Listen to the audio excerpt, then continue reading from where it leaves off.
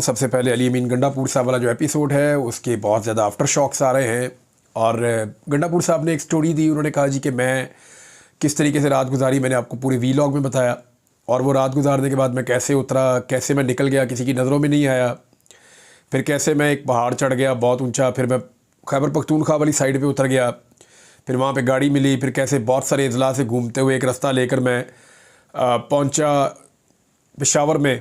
जब मैं अपने घर सीएम हाउस गया तो मुझे पता चला कि असेंबली का इजलास चल रहा है। तो फिर मैं फौरी तौर पे वहाँ गया और फिर मैंने बात की। ये उनका साइड ऑफ द स्टोरी है। लेकिन एक बड़ी अहम बात यह है, और बहुत सीनियर और बड़े जर्नलिस्ट हैं नुसरत जावेद साहब, और बाद औक़ात आप उनके अफकार से चाहे आप इख्तलाफ भी कर लें, लेकिन नुसरत जावेद साहब जो है उन्होंने एक ख़बर दी और ये उनका क्रेडिट है।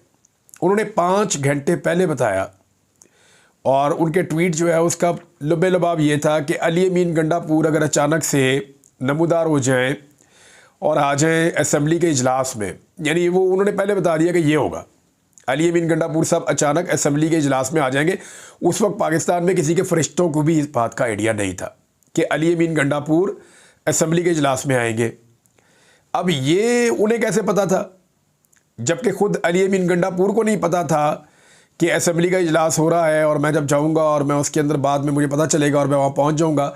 लेकिन और वो देखे ना, अली अमीन गंडापुर वापस सीएम हाउस जाके सबको उधर भी बुला सकते थे, असेंबली का इजलास मुलतवी भी करवा सकते थे, लेकिन वो असेंबली के इजलास में ही गए। इसका मतलब है नुसरत जावेद साहब को 5 घंटे पहले ये इन्फॉर्मेशन मिल गई थी कि अली अमीन गंडापुर साहब ना सिर्फ के सामने आ जाएंगे, वो लापता नहीं रहेंगे, बल्कि अली अमीन गंडापुर साहब जो है वो असेंबली के इजलास में भी आ जाएंगे। तो आज उन्होंने 3-4 चीज़ें और बताई, क्योंकि उन्होंने बहुत बड़ी खबर दी है। तो अब उनकी इन्फॉर्मेशन को जो है वो क्वेश्चन करना बहुत मुश्किल है। वो इसलिए कि उनकी खबर सच्ची साबित हुई, और जब इतनी बड़ी खबर आपकी ठीक साबित हो जाए, एक सूबे का वज़ीर आला गायब है और वो ये बता रहे हैं कि जी ये आ जाएगा वापस और ये इजलास में शिरकत कर लेगा, फिर आप सीक्वेंस देखें सारी चीज़ों के तो वो फिर जुड़ जाते हैं आपस में। अब नुसरत जावेद साहब मज़ीद चीज़ें जो बता रहे हैं वो ये बता रहे हैं कि वो 2:30 बजे के करीब वो पहुंच गए थे पेशावर। ये जो अली अमीन गंडापुर साहब कह रहे हैं कि मैं शाम को पहुंचा हूं, इस बात को उन्होंने गलत करार दिया। उन्होंने कहा जी एक बहुत अहम शख्सियत जो सियासी नहीं है और ताकतवर शख्सियत, उसके साथ उन्होंने दोपहर का लंच किया है 2:30 बजे, और अब ये चीज़ें खुलना शुरू हो गई हैं। ना सिर्फ दोपहर का लंच किया 2:30 बजे, बल्कि उसके बाद उन्होंने हयाताबाद में पाकिस्तान तहरीक इंसाफ के 3 लोगों से मुलाकात भी की। फिर उन्होंने मुज़ाकरात के हवाले से भी कोई बातें बताई। फिर ये बताया कि कैसे अली अमीन गंडापुर साहब फिर असेंबली में पहुंचे और आकर उन्होंने तकरीर कर दी। अब गंडापुर साहब की स्टोरी कुछ और है, नुसरत जावेद साहब की स्टोरी कुछ और है। फैक्चुअली अभी तक नुसरत जावेद साहब की स्टोरी के अंदर लॉजिक ज़्यादा है, और गंडापुर साहब की जो स्टोरी है, जब मैंने ये वीलॉग किया तो मुझे सैकड़ों के हिसाब से कॉल्स आई। मैं कुछ देर के लिए सो गया था, तो उस बीच में भी मुझे बहुत सारी कॉल्स आई और मैसेजेस आए। लोग ये कह रहे हैं जी आपने एज इट इज़ उनकी बात बता दी, फिर आपने क्वेश्चंस भी उठा दिए और जो पॉइंट ऑफ व्यू आपका आपने वो भी बता दिया, लेकिन हमें अली अमीन गंडापुर साहब की जो स्टोरी उन्होंने बताई उस पर हमें यकीन नहीं आ रहा, हमें समझ नहीं आ रही। स्पेशली जो लोग इस्लामाबाद में रहते हैं, उस एरिया को, उन पहाड़ों को जानते हैं, और जितने जर्नलिस्ट हैं इस्लामाबाद में वो कहते हैं जी हम कैमरे लेकर उस बिल्डिंग के गिर्द फिर रहे थे, तो ये कब निकल के चले गए, हमें क्यों नहीं पता चला। हमने घेरा डाला हुआ था, पुलिस ने डाला हुआ था, रेंजर ने डाला हुआ था, तो ये कैसे हो सकता है।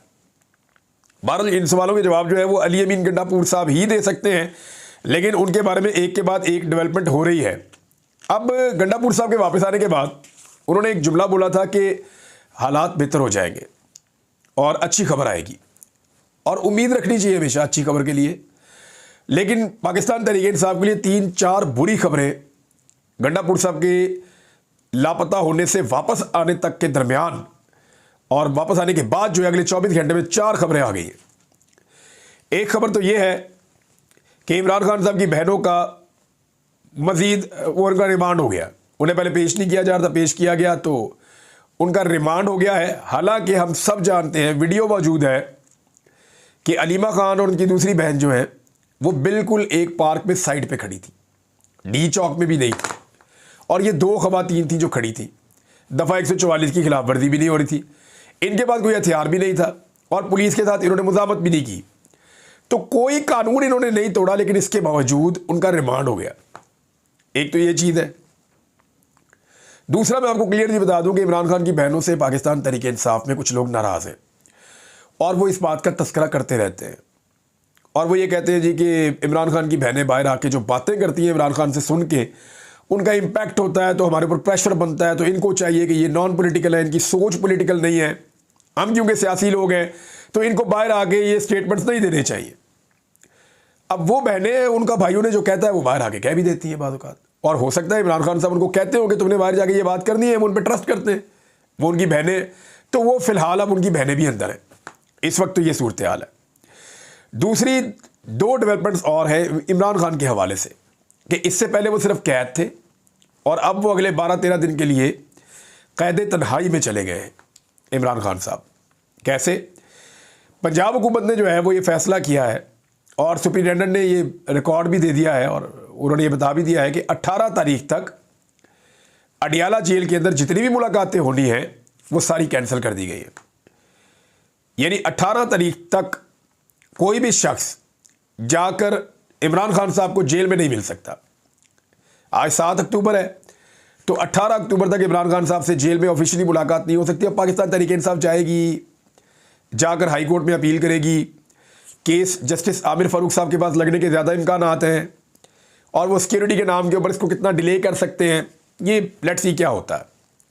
लेकिन साफ बात यह है कि इमरान खान साहब को कैद तन्हाई में डाल दिया गया अब इस सारे एपिसोड के बाद जो इस्लामाबाद में हुआ।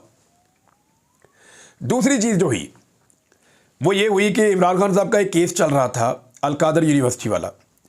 पाकिस्तान तहरीक इंसाफ बड़े लंबे अरसे से कोशिश कर रही थी कि लंबी डेटें डालो, कोई 2 हफ्ते की डेट, कोई 1.5 हफ्ते की डेट, कोई 10 दिन, 15 दिन, 20 दिन की डेट डाली जाए ताकि वो इस केस को चलाएं और साथ में जो तोशाखाना वाला केस है वहाँ पे इस्लामाबाद हाई कोर्ट से ज़मानत हासिल करके बुशरा बीबी को कम से कम बाहर ले आए, क्योंकि इस केस में तो ज़मानत हो चुकी है पहले ये। अब अगर इसमें कन्विक्शन नहीं होती और उसमें ज़मानत हो जाती है तो बुशरा बीबी कम से कम बाहर आ जाएगी और इमरान खान साहब के भी बाहर आने के इम्कानात होंगे। वो इस पे काम कर रहे थे, तो उन्हें डेट मिलती थी 2 दिन की, 3 दिन की, 2 दिन की, 1 दिन की, 3 दिन की, ऐसे डेट मिलती थी। उसकी वजह यह थी कि अदालत बहुत तेज़ी से केस चलाना चाहती थी। अब फौरी तौर पे पाकिस्तान तहरीक इंसाफ की एक दरख्वास्त पे अमल कर दिया गया। उन्होंने कहा जी 17 तारीख तक टाइम दे दें, उन्होंने कहा नहीं 19 तारीख तक टाइम दे दिया।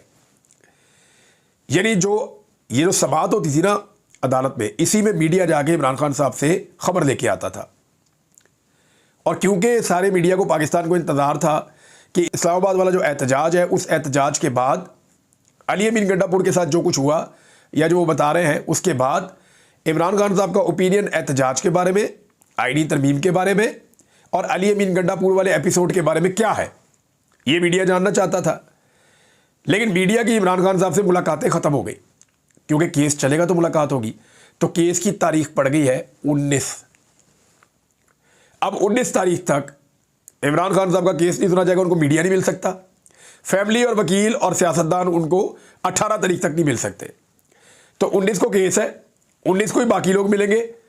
तो अब 19 तारीख तक इमरान खान साहब कैद तन्हाई में चले गए। तो जो बातें इमरान खान साहब के जरिए से बाहर आ सकती थी वो अब नहीं आएगी। चौथी डेवलपमेंट, अली अमीन गंडापुर साहब के वापस आने के बाद खैबर पख्तूनख्वा हाउस जो है उसको फौरी तौर पे सील कर दिया गया। ये दिन के टाइम की एक्टिविटी है और उसको सील करने के पीछे जो वजूहात, मैंने चंद लोगों से बात की तो क्योंकि इस पर स्पीकर जो है सूबाई असम्बली के खैबर पख्तूनख्वा के, उन्होंने इस पर कमेटी भी बनाई है। तोड़ फोड़ जो ये जो नुकसान हुआ है उसको जाके देखें, जो जिम्मेदारान हैं उनका तयन करें। लेकिन कमेटी तो अंदर तब जाएगी ना जब उनको इजाज़त मिलेगी। सीडीए ने जाके एक सूबे का हाउस उसको सील कर दिया कि जी यहाँ पे कोई चीज़ शायद गलत बनी हुई है। मामला ये तामीर करने वाली हुकूमत, बनाने वाली हुकूमत, हर चीज़ जो है वो हुकूमत की ही है और ये बहुत लंबे अरसे से खैबर पख्तूनख्वा हाउस यहाँ पे मौजूद है। ना पुराने किसी दौर के अंदर, ना पीटीआई के किसी दौर के अंदर इसके ऊपर सीडीए ने कोई अटैक या रेड नहीं किया, इसको सील नहीं किया। लेकिन जैसे इसके अंदर तोड़फोड़ हुई और अली अमीन का स्टेटमेंट आया, असद कैसर का स्टेटमेंट आया कि जनाब ये हम सामान टूट फूट ये हम नौजवानों को और सबको दिखाया करेंगे, हम इसको ठीक नहीं करवाएंगे, तो फौरी तौर पे जो है उसको सील कर दिया गया। अब 2 चीज़ें होंगी जो मुझे पता चली है। नंबर 1, इसके पीछे मकसद ये है कि खैबर पख्तूनख्वा हाउस जो है वहाँ पे पाकिस्तान तहरीक-ए-इंसाफ की पॉलिटिकल एक्टिविटीज़ होती है। जो पॉलिटिकल लोग पहुँचते हैं वो वहाँ मीटिंग्स करते हैं, वहाँ बातचीत करते हैं। वो क्योंकि रेड जोन के अंदर है तो वो करीब भी होते हैं, तो उनको एक प्रोटेक्शन भी हासिल है और वहाँ पे वो अपने लोगों को ठहराते भी हैं, तो यहाँ से पॉलिटिकल एक्टिविटी भी कर सकते हैं। तो एक तो वो पॉलिटिकल एक्टिविटी डेड हो जाएगी खैबर पख्तूनख्वा हाउस की तरफ से, ये क्लियर हो गया। दूसरा, इसको रिपेयर कर दिया जाएगा, यानी जो तोड़फोड़ की है, जो नहीं चाह रहे होंगे जिन्होंने तोड़फोड़ की है वो दिखाई जाए तोड़फोड़ या नजर आए किसी को, तो उसको रिपेयर कर दिया जाएगा। जब उसको ठीक कर दिया जाएगा तो ना रहेगा बांस तो ना बजेगी बांसुरी। तो ये 4 डेवलपमेंट्स अली अमीन गंडापुर साहब के वापस आने के बाद हुई हैं और ये चारों में से एक भी पाकिस्तान तहरीक-ए-इंसाफ को सूट नहीं करती। आदम सवाती साहब का भी 3 दिन का रिमांड मंजूर हो गया।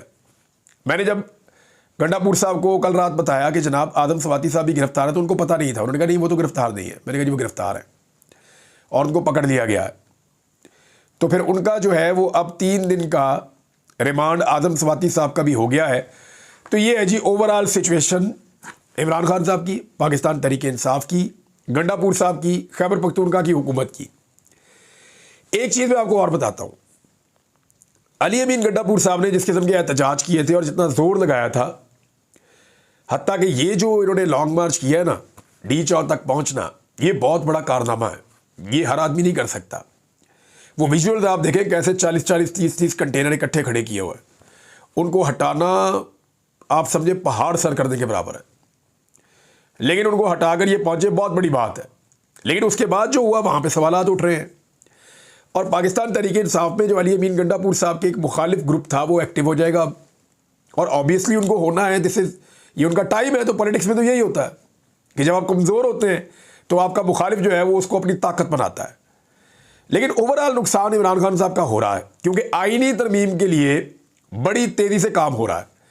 एक वफाकी वजीर ने पाकिस्तान तहरीक-ए-इंसाफ के हमायत याफ्ता एक रुकन असम्बली को यह कहा कि आपके 11 बंदे हमने तोड़ लिए, आप 12वें बंदे हैं, तो आप अपनी बात करें, हम ये आईनी तरमीम करवा लेंगे और हम गारंटी करते हैं कि इन्हीं सीटों के ऊपर आप वापस आ जाएंगे, बेफिक्र हो जाएं आप। तो ये बात उसी रुकन असम्बली से मुझे पता चली। फेडरल मिनिस्टर है जिसने सौदेबाजी की है पाकिस्तान तहरीक-ए-इंसाफ के एक रुकन के साथ। हो सकता है फ्यूचर में वो लोग नाम लें और चीज़ें बताएं। इसके अलावा जो है वो असद कैसर साहब ने एक स्टेटमेंट दिया।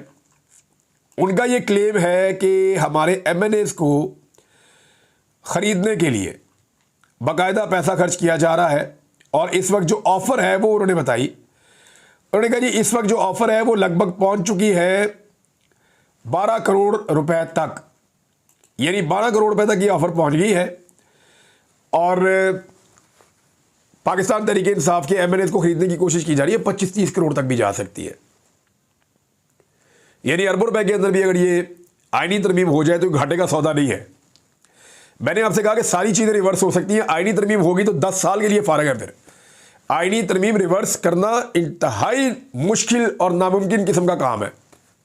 एक दफ़ा अगर ये हो गई तो पाकिस्तान तहरीक-ए-इंसाफ ने अब तक, यानी मैं आपको अली अमीन गंडापुर की वापसी से पहले तक की बात बता रहा हूँ, तब तक की सिचुएशन ये थी कि तहरीक-ए-इंसाफ के नंबर्स पूरे थे, सवाए 3 बंदों के उनका कोई और बंदा कंप्रोमाइज़ नहीं था और उन 3 वोटों के साथ अगर फजलुर रहमान साहब भी मिल जाएं तो भी हुकूमत की अददी अक्सरियत पूरी नहीं हो रही थी। एक आधा बंदा तब भी कम था। तो फजलुर रहमान साहब तो नहीं मिल रहे, जो उनका जेस्चर था। फजलुर रहमान साहब का एक चीज़ तो हमें याद रखनी पड़ेगी कि वो, आप उनके बारे में कुछ कह नहीं सकते, वो कुछ भी कर सकते हैं। सियासत में उनके लिए कोई ये मान ही नहीं रखता कि ये मेरा एग्जैक्ट और फिक्स मेरी लाइन है। वो ऐसा नहीं करते, वो अपनी लाइन तब्दील भी कर लेते हैं। ये नहीं वो कुछ ले दे के और कुछ चीज़ें करके आईनी तरमीम में कुछ तब्दीलियाँ करवा के तो वो इसका हिस्सा भी बन सकते हैं। और फजलुर रहमान साहब को यही सूट करेगा कि इमरान खान साहब सियासी तौर पे जितना मैक्सिमम इनको डैमेज किया जा सकता है वो किया जाए। अगर उनको डैमेज किया जाएगा तभी तो फजलुर रहमान साहब के लिए रास्ता निकलेगा खैबर पख्तूनख्वा में, वरना तो रास्ता ही नहीं निकलेगा। तो उन्होंने भी अपनी पॉलिटिक्स कर दी है। तो नंबर पूरे नहीं हो रहे थे। अब मेरी आप ये बात याद रखिएगा कि फजलुर रहमान साहब कादी फायद ईसा साहब को तो एक्सटेंशन देने वाले नहीं है, ये उन्होंने क्लियर कहा। और एक बात वो करते हैं बार बार, यानी फजलुर रहमान साहब की पार्टी के कुछ लोगों ने ये बात की है, मैं मुहतात अंदाज में आपको बता देता हूँ।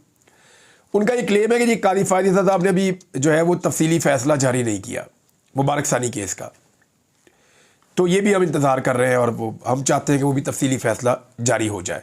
तो यहाँ पे उनके कुछ तहफ़्फ़ुज़ात भी हैं। अब मैं इसके बारे में ज़्यादा जानता नहीं, कोर्ट रिपोर्टर ही बता सकते हैं। लेकिन मामला ये है इस सारे केस में कि फजलुर रहमान साहब अगर वोट नहीं डालते या उनके चंद वोट चले भी जाते हैं तो भी पाकिस्तान तहरीक इंसाफ की इतनी ज़बरदस्त ग्रिप है अपने MNAs के ऊपर कि तकरीबन 2.5 दर्जन MNAs उन्होंने अपने महफूज किए हुए हैं। अब वोट नहीं टूट सकता।